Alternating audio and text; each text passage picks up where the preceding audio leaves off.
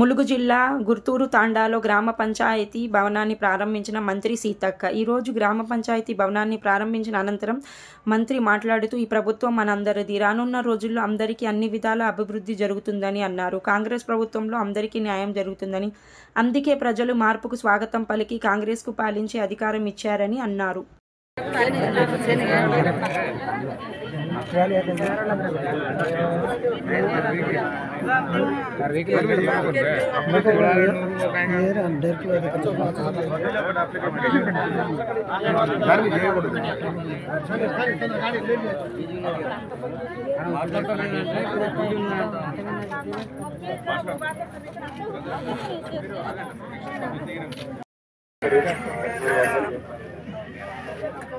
మరి ఇన్ని రోజులు మనం ఈ గత ప్రభుత్వంలో మన గ్రామ పంచాయతీ విషయానికి చూసుకుంటే గత ప్రభుత్వంలో మనం ఎటువంటి పనులు కూడా చేసుకోలేదు. మన గ్రామ పంచాయతీలో మన సర్పంచ్ కాంగ్రెస్ అయి అన్ని జీవితంలో మాజీ గ్రామ కట్టడానికి కారణం ఏంటంటే ఒక 5 లక్షల రూపాయలు నేనే పెట్టి ఈ ల్యాండ్ తెప్పడం జరిగింది. ఈ ప్రభుత్వం నుంచి ఒక బిల్డింగ్ వస్తే కట్టినాం. దీనికి మరి కాంపౌండ్ వాళ్ళు మేము 10 లక్షలు అవుతుంది. దీని తర్వాత ఇప్పుడు మా ప్రధాన సమస్య అనేది మాకు నష్టం పెట్టింది మల్లపల్లి రావడానికి చాలా ఇబ్బంది. మూర్చల దగ్గర కొంచెం ఒక 200-300 మీటర్ల రోడ్డు అదొకటే చిన్న చిన్న పనులన్నీ అభివృద్ధి అవుతుంది. ఇది ఆరోగ్యం కూడా ఎక్కడ దాకా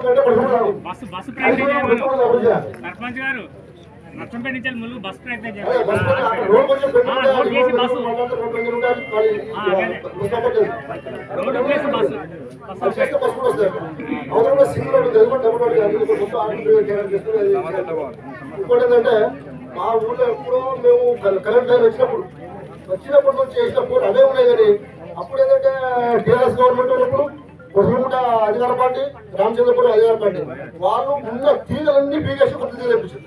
కానీ వాళ్ళందరూ కూడా ఇక్కడే ఉండిపోయారు. సో తొందరగా వెళ్ళిపోవాల్సిన అవసరం కూడా ఉంది. మరి సత్యరెడ్డి అన్న గారికి సోదరుడు మొదటి నుంచి ఇప్పుడు అన్నాడు కదా గన్నని, అప్పటి నుంచి ఇప్పటి వరకు మధ్యలో అటు ఇటు పోయినా వెంబటే ఉన్నాడు.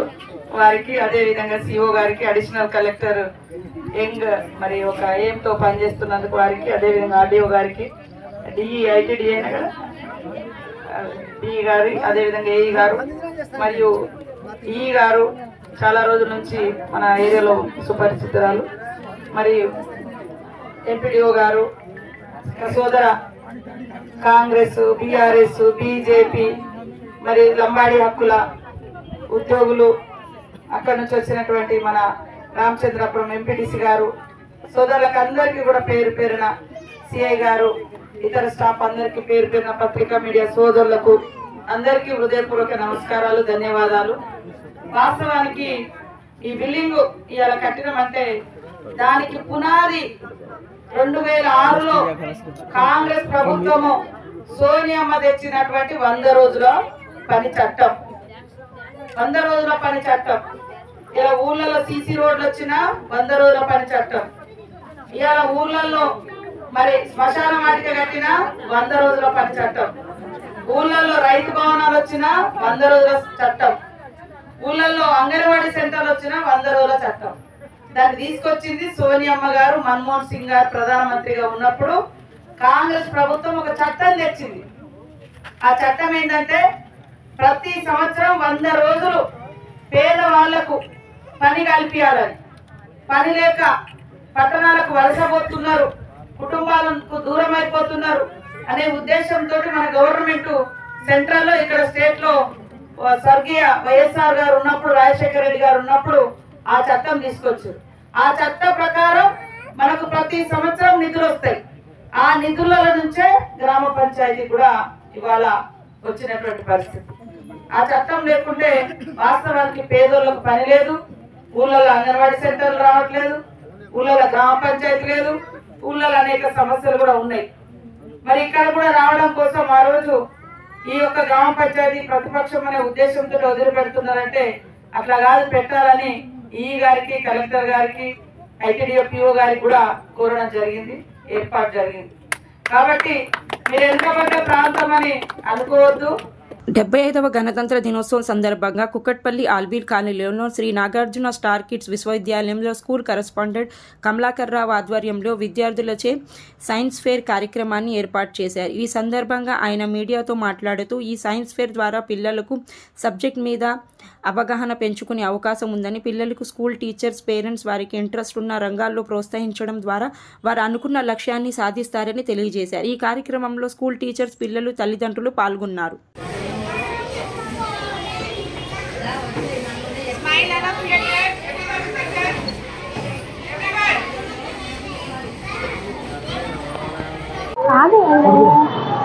Good morning, sir and ma'am.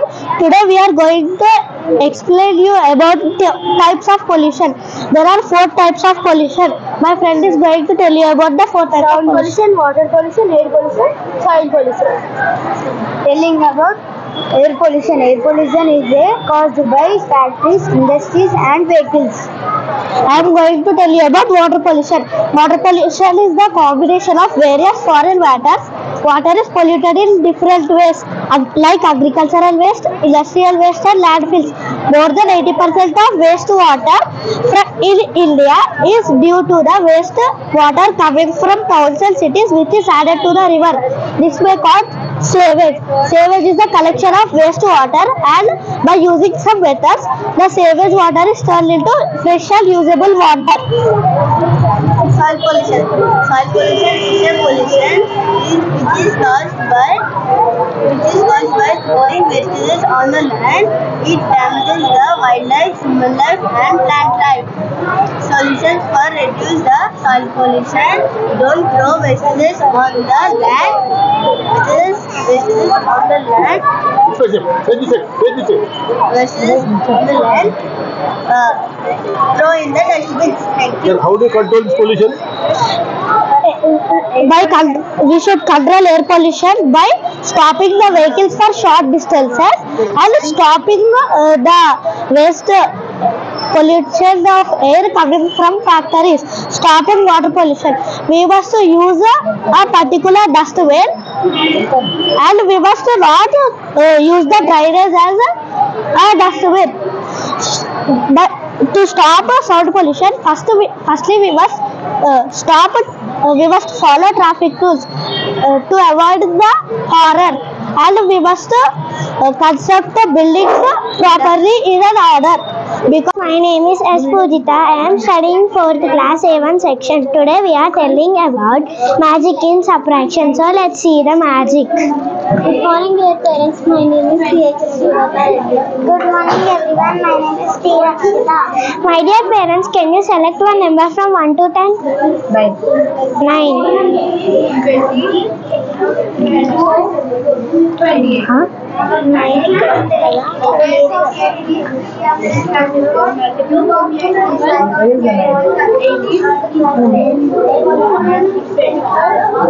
Raj mummy. 7.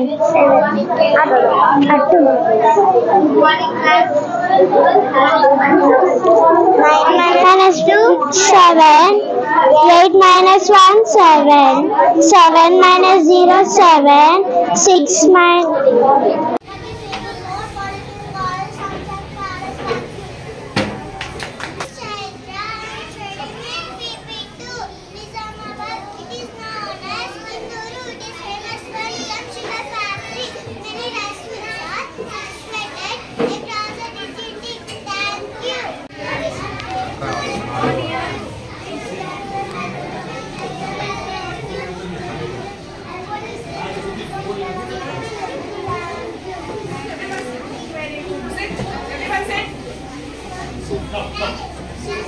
I am J. Kamalakar Rao, correspondent of Sri Nagarjuna Vidyalaya High School, Madhavar Nagar, Kukatpalli. ఈ 75వ రిపబ్లిక్ డే సందర్భంగా school led programme, school led conference celebrate చేస్తున్నాం. ఒక science fair లాగా. Science fair మన అన్ని subjects పైన విపులమైనటువంటి యాక్టివిటీస్తో, different ఐటమ్స్తో వాళ్ళకి లెర్నింగ్ స్కిల్స్, డైలీ యాక్టివిటీస్తో పాటు స్పెషల్ యాక్టివిటీస్తో ప్లాన్ చేసుకుంటూ సబ్జెక్టులు అన్నీ కవర్ చేస్తూ, Telugu, Hindi, English, maths, science, social అన్నీ కవర్ చేస్తూ, ప్రతి సిలబస్లో నుంచి ప్రతి ఐటమ్ కవర్ చేస్తూ స్కూల్లో ఉన్న మొత్తం పిల్లలకి యాక్టివిటీ ఇవ్వడం, యాక్టివిటీ ద్వారా ప్రతి ఒక్క పిల్లడికి ఫియర్ కాంప్లెక్స్ ఇవ్వడం, సబ్జెక్ట్ నాలెడ్జ్ గెయిన్ చేసుకోవడం, తర్వాత ఇన్నోవేటివ్ థింగ్స్ క్రియేట్ చేయడం, సో ఈ క్రియేటివిటీ ప్లాన్ చేసుకోవడం, ఈ అన్ని స్కిల్స్ని డెవలప్ చేయడానికి ఈ సందర్భంగా ఈరోజు మనం స్కూల్ లెడ్ ప్రోగ్రామ్ సైన్స్ ఫేర్ని టేకప్ చేయడం జరిగింది.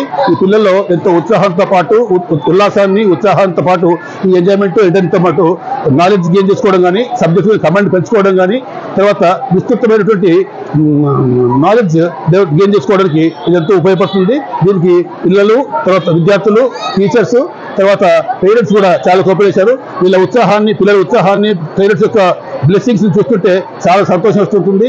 ఈ సంతోషం ఈ పిల్లల యొక్క యాక్టివిటీ చేయడం అనేది నాకు ఎంతో ఆనందదాయకంగా ఉంది.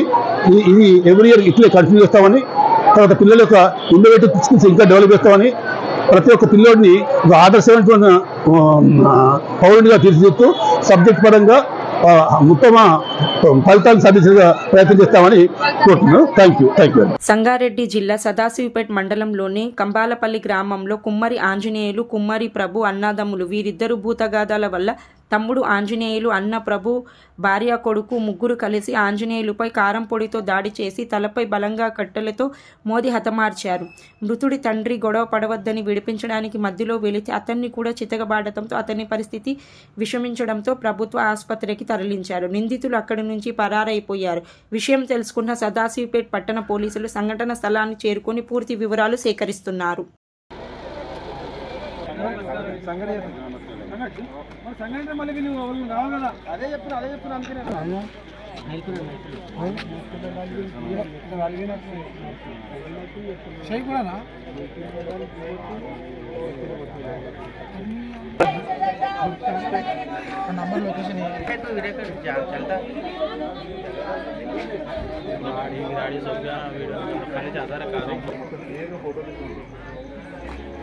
ఎట్లా జరిగింది అమ్మ, చెప్పమ్మా, ఏమైంది?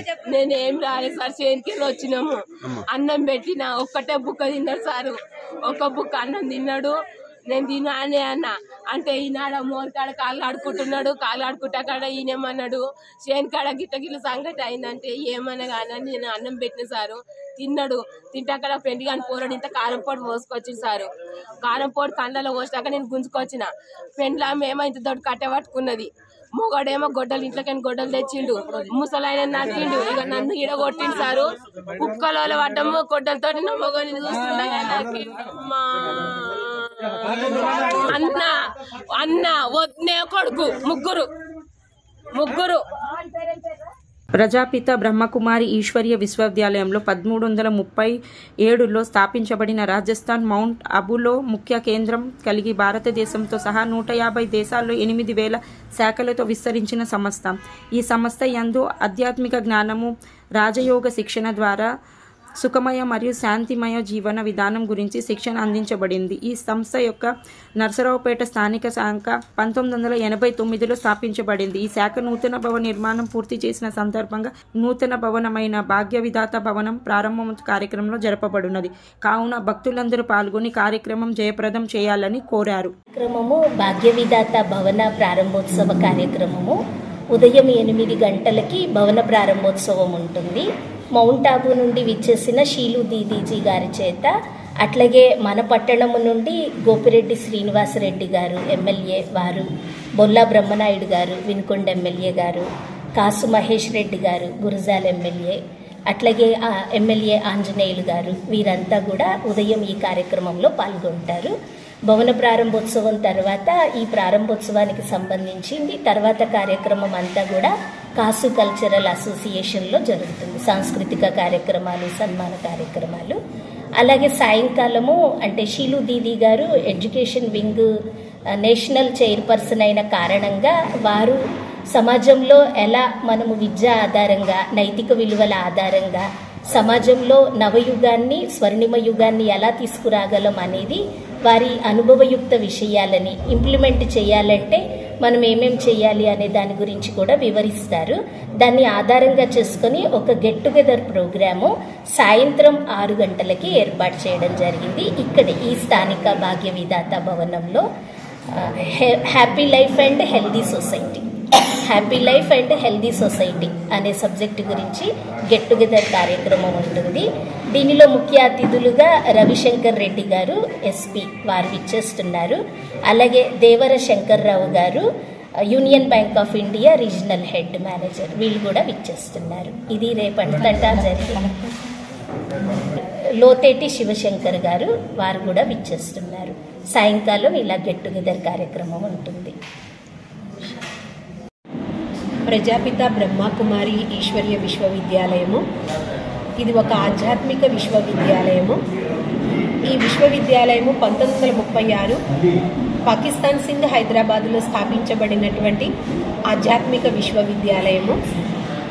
దాదా లేఖరాజు ఒక వృద్ధ మానవుని శరీరాన్ని పరమాత్ముడు ఆధారంగా తీసుకున్నారు. వజ్రాల వ్యాపారి. అతనికి 60 సంవత్సరాల వయసులో స్వయంగా నిరాకార పరంపిత పరమాత్మ శివుని యొక్క సాక్షాత్కారమైంది.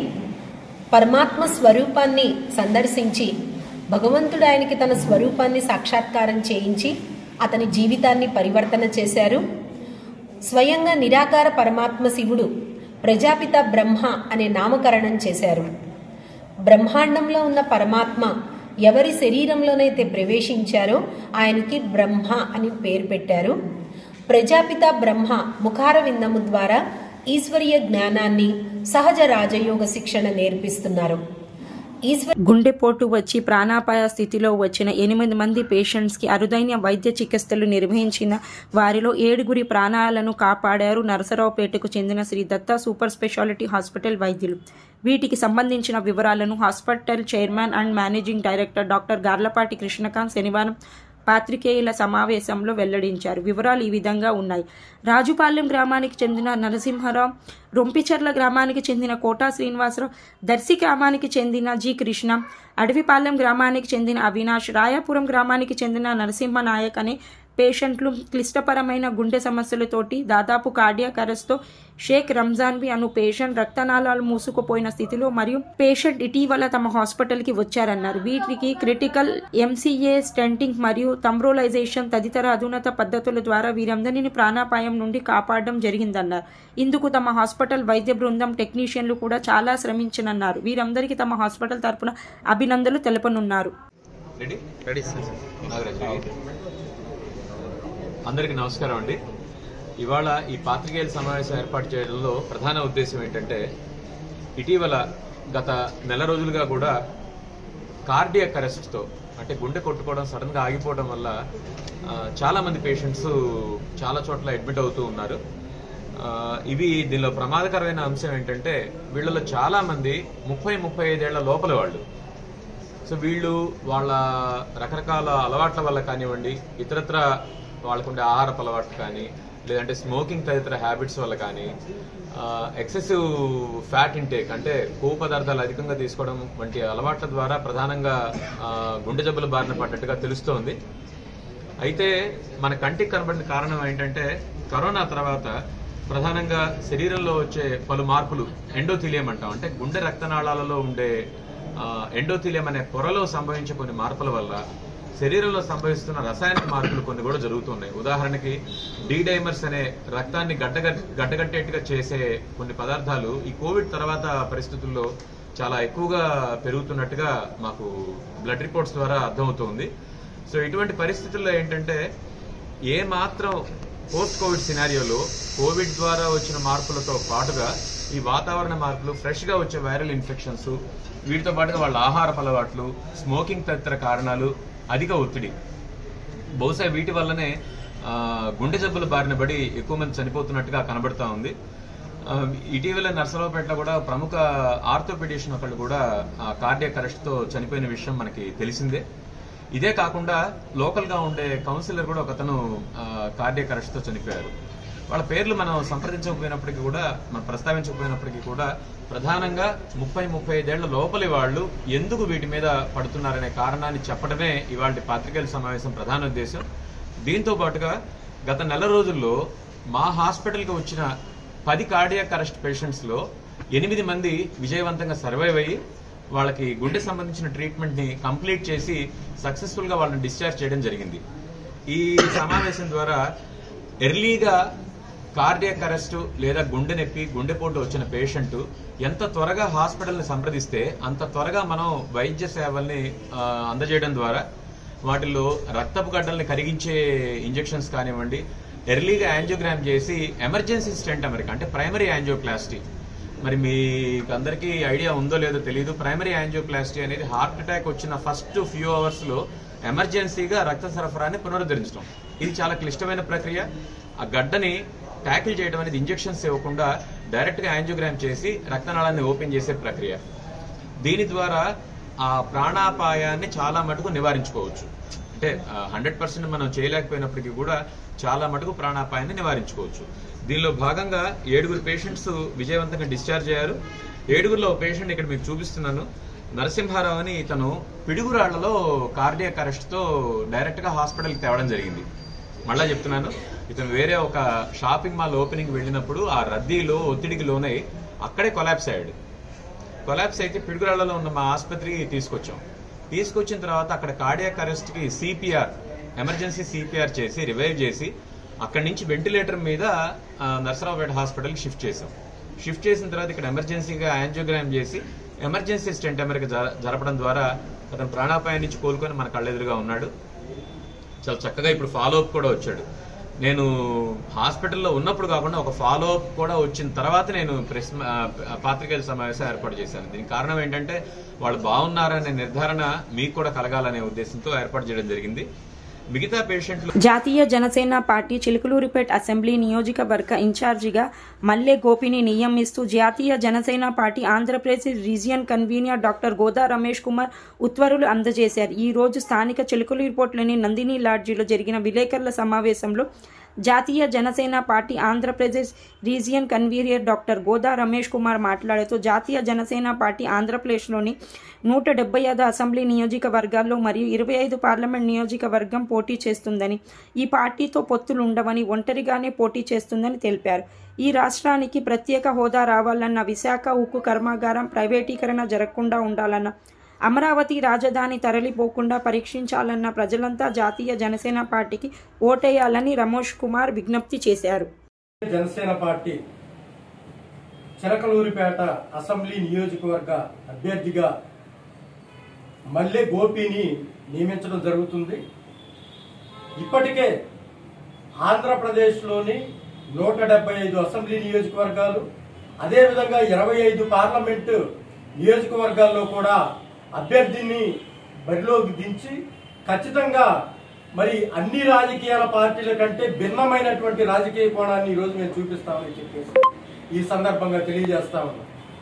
దివ్యాంగులకు, నిరుద్యోగులకు, అదేవిధంగా రైతులకు, వీరందరికీ కూడా మా పార్టీలో ప్రాధాన్యతనిస్తూ మహిళలకు ప్రత్యేకమైనటువంటి స్థానాన్ని కల్పిస్తూ మేము ఈ కమిటీలని అదేవిధంగా ఇన్ఛార్జీని నియమించడం జరుగుతుంది.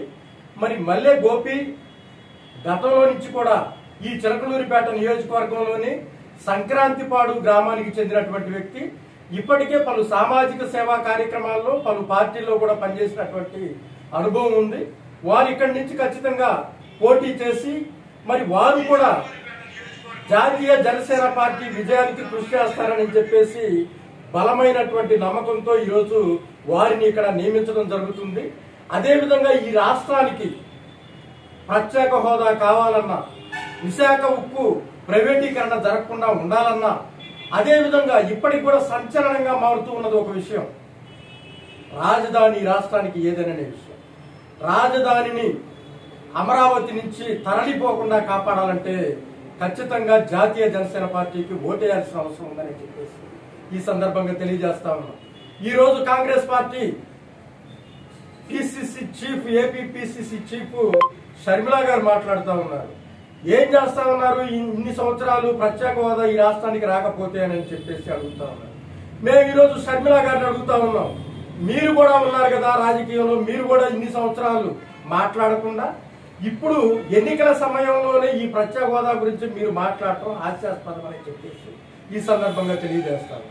అదేవిధంగా ఈ రాష్ట్రానికి ప్రత్యేక హోదా అవసరమని చెప్పి కొంతకాలం, అవసరం లేదని చెప్పేసి కొంతకాలం చెప్పినటువంటి నారా చంద్రబాబు నాయుడు గారు కూడా మరి ఈ రాష్ట్రానికి ద్రోహం చేసినటువంటి పరిస్థితులను మనం అంతా గమనించాం. అదేవిధంగా కేంద్రం మెడలు వంచి రాష్ట్రానికి ప్రత్యేక హోదా తెస్తారని చెప్పినటువంటి ముఖ్యమంత్రి వైఎస్ జగన్మోహన్ రెడ్డి గారు కేంద్రం మెడలు వంచడం కాదు కదా, కేంద్రం దగ్గర వచ్చినటువంటి మెడలు ఇంతవరకు పైకి లేపలేదని చెప్పేసి సందర్భంగా నేను అనుకుంటున్నాను.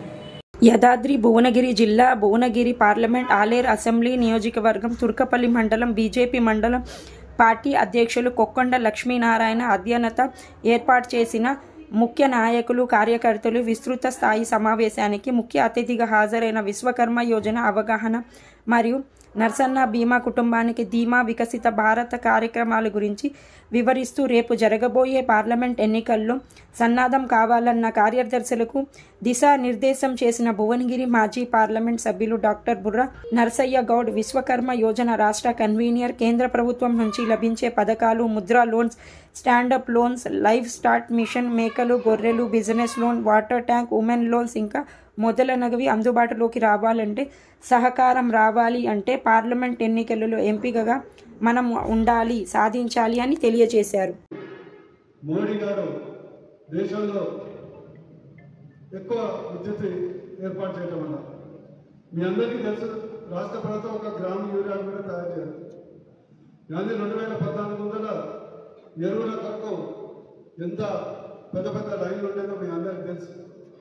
కానీ ఎరువుల కొరత లేకుండా బ్లాక్ మార్కెట్ లేకుండా చేసింది మోడీ గారు. అదేవిధంగా ఈరోజు ప్రతి గింజ ధాన్యం అనేది మోడీ ప్రభుత్వం.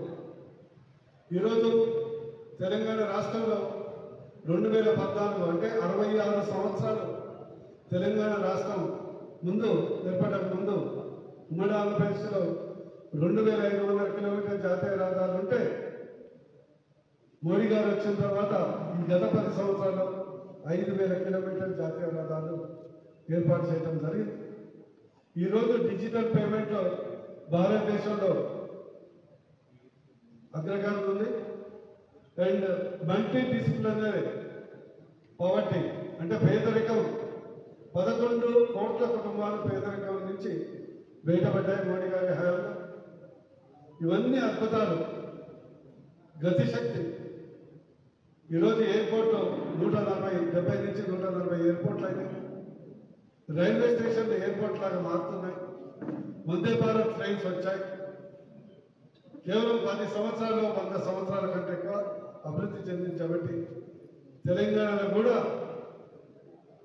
యాదాద్రి భువనగిరి జిల్లా యాదగిరిగుట్ట మండలం సైదాపూర్ గ్రామంలో ప్రభుత్వ విప్ ఆలేరు ఎమ్మెల్యే బీర్ల ఐలయ్య పలు అభివృద్ధి కార్యక్రమాల్లో పాల్గొన్నారు. గ్రామంలో దొడ్డి కొమరయ్య విగ్రహాన్ని, కురుమ సంఘం భవనాన్ని, రైతు వేదిక భవనాన్ని ప్రారంభించారు.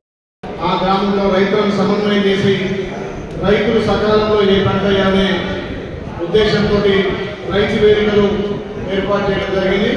ఈ రైతు వేదికలను అన్ని గ్రామాల్లో కూడా రైతులు ఒక చోట కూడి ఏ సమయంలో ఏర్పాటు చేస్తే ఎక్కువ దిగుబడి వస్తుంది, పంటలకు వాడాల్సినటువంటి మందుల విషయంలో కానీ ఎరువుల విషయంలో కానీ దుబారా ఖర్చు లేకుండా ఇక్కడ ప్రభుత్వ వ్యవసాయ అధికారులతో సూచనలు సలహాలు తీసుకొని ఏ పంట వేస్తే నాణ్యతగా రైతుకు లాభం వస్తుందో, ఏ టైంలో వేస్తే బాగుంటుందనే ఆలోచనతో ఏ కస్టమర్ విలేజ్గా ఎక్కడ ఒక చోట దున్నుగుడి రైతులంతా కూడా వాళ్ళ పంటలను ఏ విధంగా మెరుగుపరచుకోవాలి, రాబడి దిగుబడి ఎక్కడ ఉంటుందో ఆలోచన చేయడం కోసం ఒక మంచి ఉద్దేశం కోసం ఈ రైతు వేదిక చేశారు.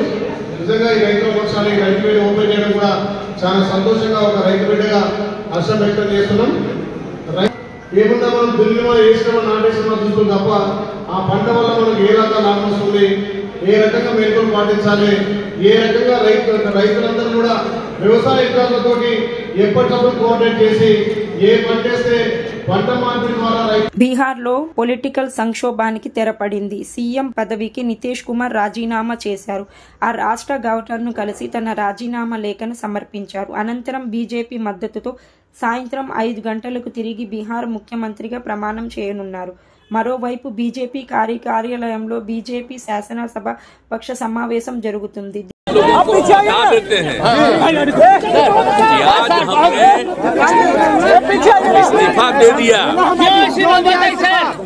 समझ गए ना? आज हमने मुख्यमंत्री से इस्तीफा दे दिया और जो सरकार थी उसको भी समाप्त करने का हमने आज गवर्नर साहब को दे दिया। ऐसी नौबत क्यों आई ऐसी? अरे इसलिए नौबत हुई है कि ठीक नहीं चल रहा था, तो इसीलिए थोड़ी परेशान। आप लोग तो हमसे बहुत पूछ रहे थे, हम बीच में बंद कर दिए थे कुछ बोलना, तो हम देख रहे थे। तो वही सब लोगों की राय, अपने पार्टी के लोगों की राय, चारों तरफ से राय आ रही थी, तो हमने सब लोगों की बात को सुन लिया। तो इसीलिए आज हमने इस्तीफा दे दिया। अब ये जो सरकार थी वो समाप्त कर दिया गया। क्या बीजेपी साथ दे रही है आपको? बीजेपी का गठबंधन को आपको छोड़ना पड़ा? नहीं, हाँ, अभी हम जो पहले गठबंधन को छोड़ के नए गठबंधन बनाए थे, और नया गठबंधन 1.5 महीना से बनाए थे, 1.5 साल से, तो यहाँ पर भी जो स्थिति इधर आकर నేరెడ్మెట్ పోలీస్ స్టేషన్ పరిధిలో రెచ్చిపోయిన చైన్ స్నాచర్లు. నేరెడ్మెట్ పోలీస్ స్టేషన్ పరిధిలోని కృష్ణా కాంప్లెక్స్ ప్రాంతంలో ఇంటి ముందు ముగ్గు వేస్తున్న వృద్ధురాలు మెడలో నుండి 3 తులాల బంగారు చైన్ కొట్టేసి చైన్ స్నాచర్స్ పొద్దున్నే ఇంటి ముందు ముగ్గు వేస్తుండగా బైకుపై వచ్చి 2 దుండగులు విజయలక్ష్మి 76 సంవత్సరాల వృద్ధురాలు మెడలో నుండి బంగారు గొలుసును బలవంతంగా లాక్కెళ్లారు. వృద్ధురాలు ఎంత వెనుకలాడినా విడవకుండా కింద పడేసి మరీ చైన్ తస్కరించారు. ఈ దృశ్యం అక్కడున్న సీసీటీవీలో రికార్డైంది. విషయం పోలీసులకు ఫిర్యాదు చేయడంతో పోలీసులు చైన్ స్నాచర్లను పట్టుకునే ప్రయత్నం చేస్తున్నారు.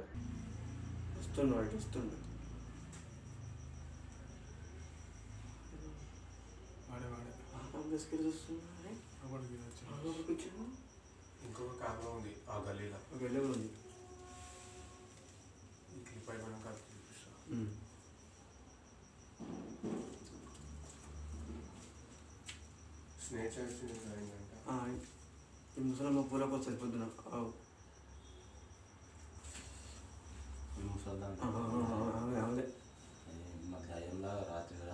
తిడుతుంది పాడిపోయే టైం నేను క్రాకేమో అనుకున్నాను. కొంచెం ఉంటుందా? నేను 5 లోపల చేసాను. మరి జామ్ షెట్ అది వస్తున్నారు.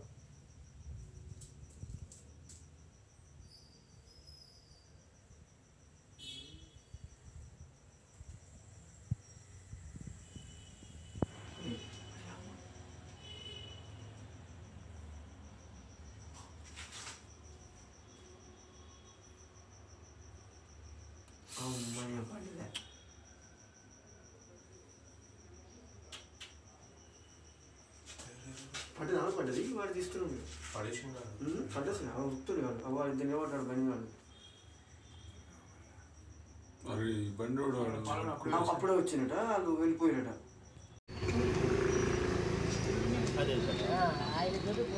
ఇది నేడుమేడు సార్, కృపా కాంప్లెక్స్ సార్.